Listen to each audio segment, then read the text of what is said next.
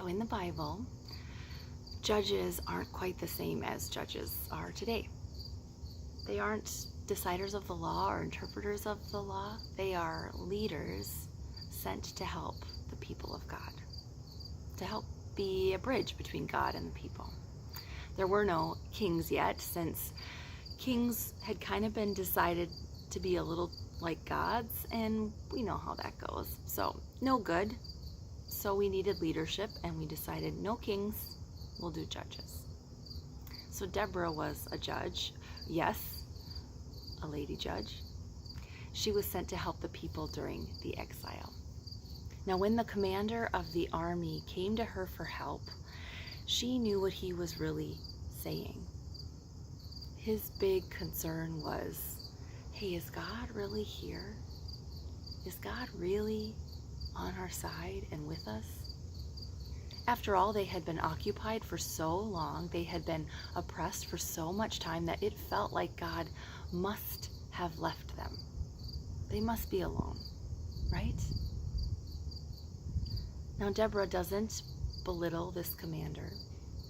She doesn't remove him from his position of power for doubting or wondering, but she does tell him, when we win, the victory will not be yours. It will belong to a woman, she says.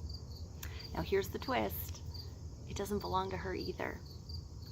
Deborah lifts up the right woman at the right time, and that woman, JAEL, is who gets credit for the victory.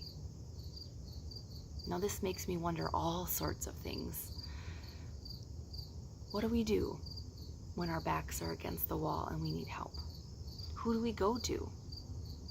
What makes us get to this point? Deborah offered reassurance, but also she recognized that the right person for the job wasn't always the one in charge of the army. And when victory was won, which it was, she made sure to give credit where credit was due. She wrote a whole song that everyone would know, so that people would know that it was JAEL who sealed the deal. Now, leadership of any kind in exile can be such a challenge. It's easy to isolate ourselves and just take care of lifting ourselves up and working on our own personal brand. But Deborah reminds us that the joy of leading, whether it be a family or a church or a community or anything, is by lifting up those whom history may forget or ignore in favor of the flash and pizzazz of a curated story.